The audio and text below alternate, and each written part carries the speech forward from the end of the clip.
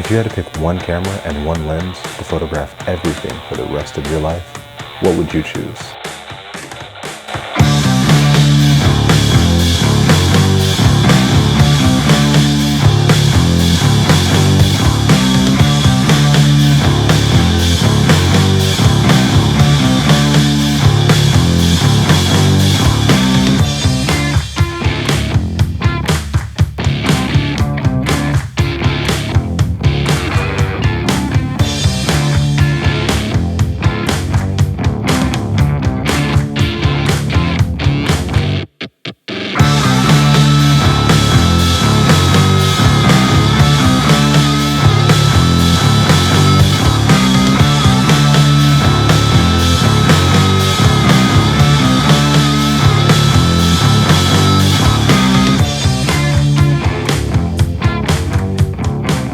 What's going on, YouTube friends? Hope you guys are having a spectacular week. I know I am.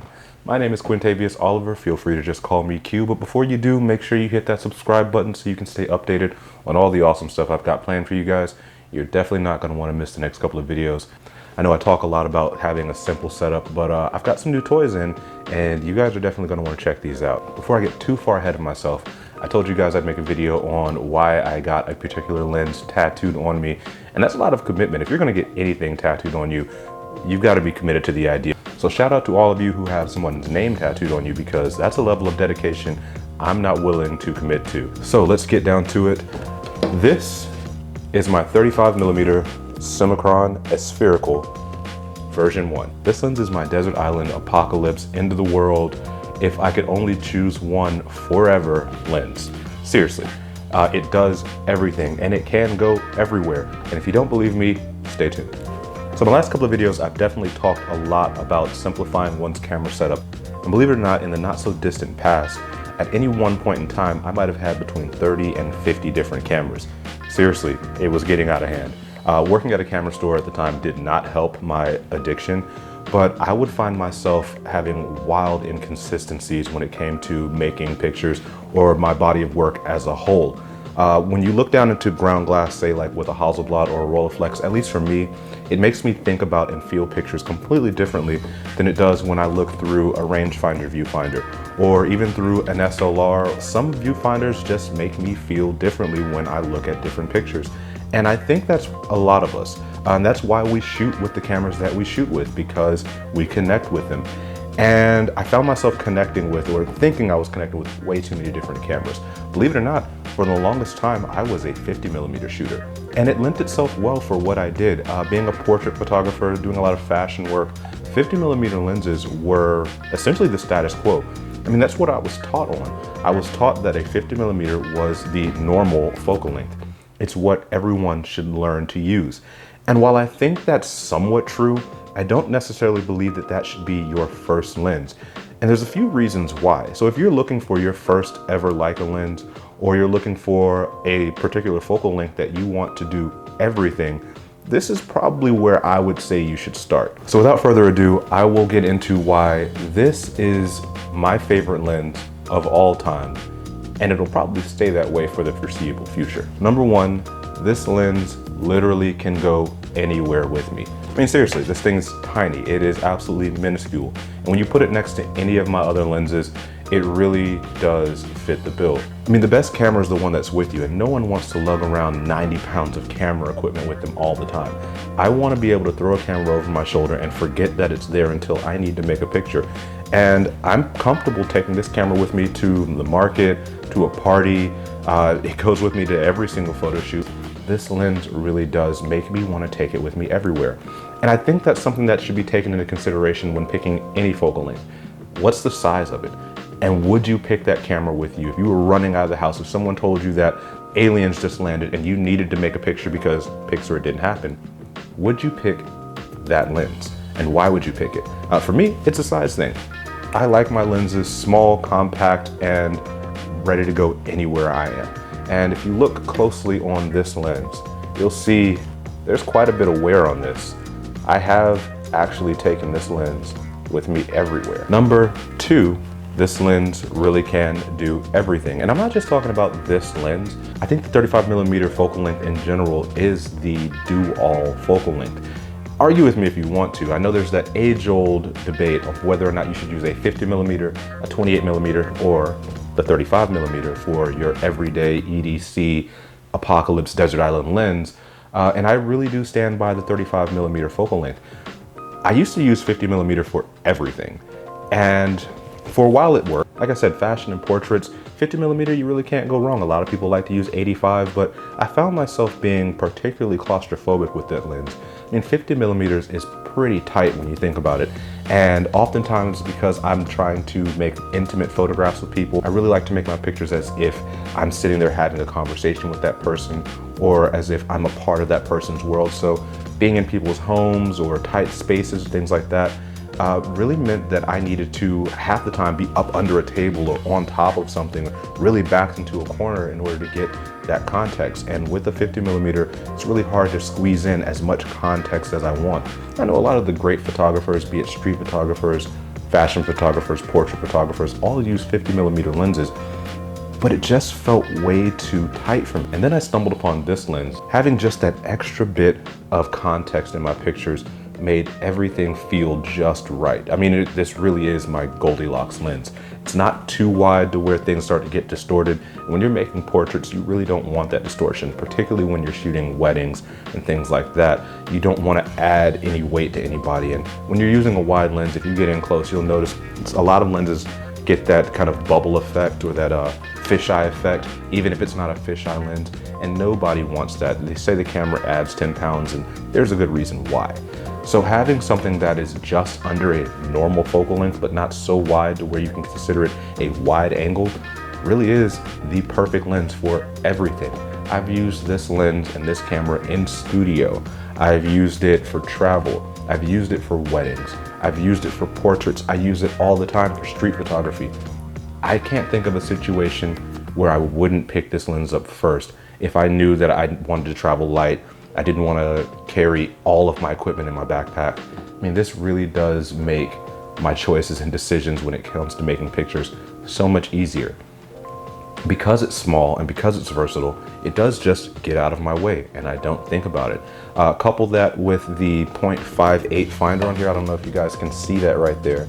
But this finder right here does lend itself pretty well to using wide angle lenses, and it's got dedicated frame lines for the 35mm focal length. So that comes in handy. I mean, this really does work as a combo. Eventually I plan on doing a series of videos about the best cameras I should have never sold.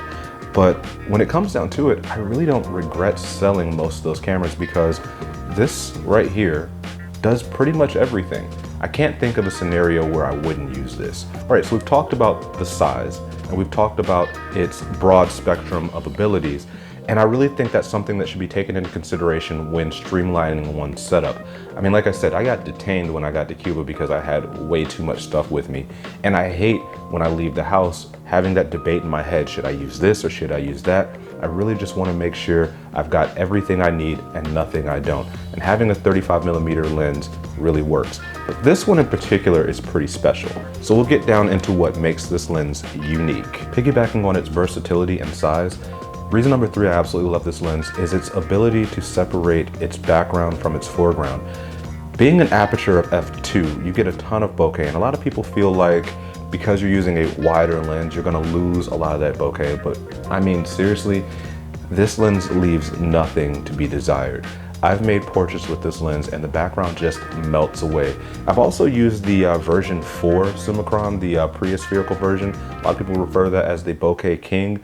I did a write-up on that lens some years ago, and I saw no perceivable difference between the Bokeh King and the spherical version. If you can find either one, you're not really missing out on either. Price point wise, I'd go with whatever one is cheaper. I happen to have both of them at the same time. I end up selling the Bokeh King just because I like the ergonomics on this one a little bit more. But in all honesty, there's not a whole lot of difference in image quality. This thing is tack sharp, and when that background melts away, it really just melts away. It is buttery smooth. And speaking of buttery smooth, reason number 4 I absolutely love this lens is its ergonomics. The aperture ring is perfect. I mean, this thing just clicks exactly where you want it to.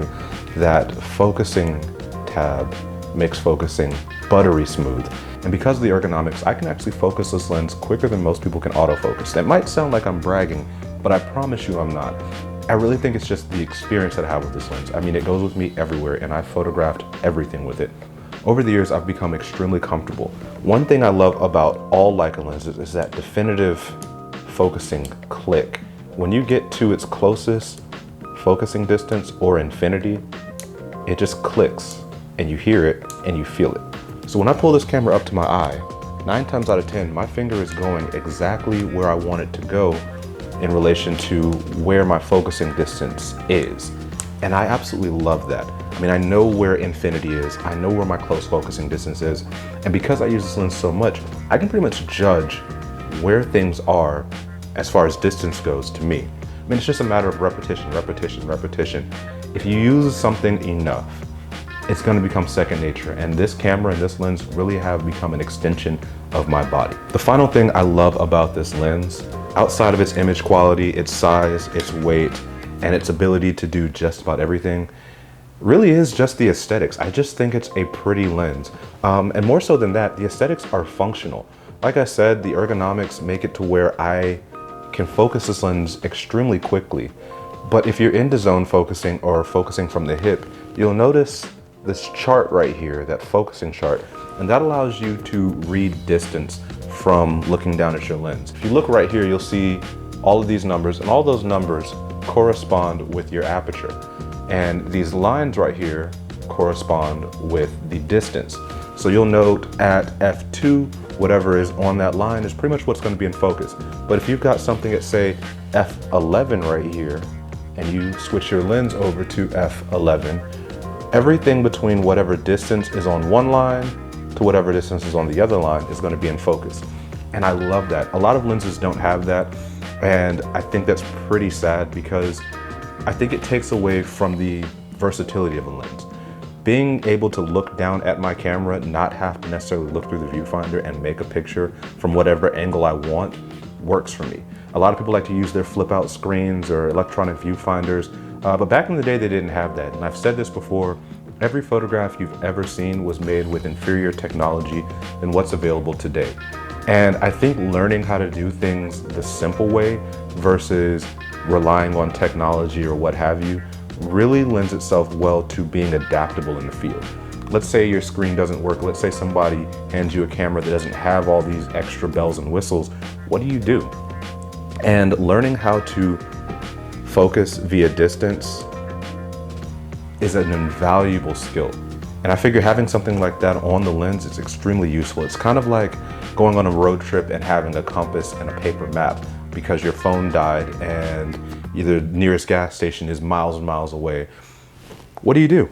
All those reasons make up why I think this lens right here is the end-all be-all to 35mm lenses. A couple of other things I'll note is I absolutely hate this square lens hood. And it's not because of the shape. I think the shape is fine. I just don't like this plasticness. And for a while I was using the round lens hood that came on the version 2 Similux that I had.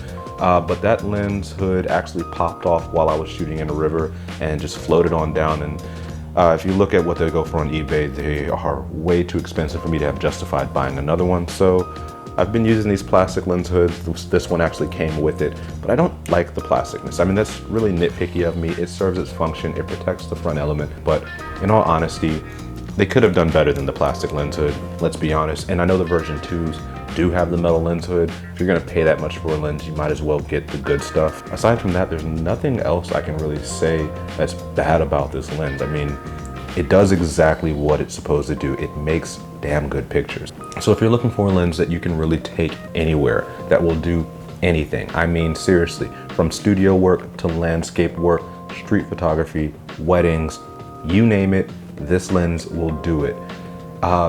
Consider this one, seriously. Throw everything else away, only shoot with this one. You won't be sorry. Okay, maybe don't throw your stuff away. Sell it on eBay or send it to me, I'll take it. But seriously, if I had to live with just one lens, I think I'd be just fine with this. With all of that said, if you checked out my last video, you'll note that I did get a new lens in the mail that may or may not become my new go-to everyday lens. For a sneak preview of that lens, definitely hit the subscribe button. You won't want to miss what comes of this lens. I can tell you right now, I've been shooting with it for the last day or so. It is absolutely spectacular. I don't know that it's going to replace my Summicron, but we'll see. It's still early. Till next time, hope you guys have an amazing week. Go out and make some pictures. Let me see what you got. Peace.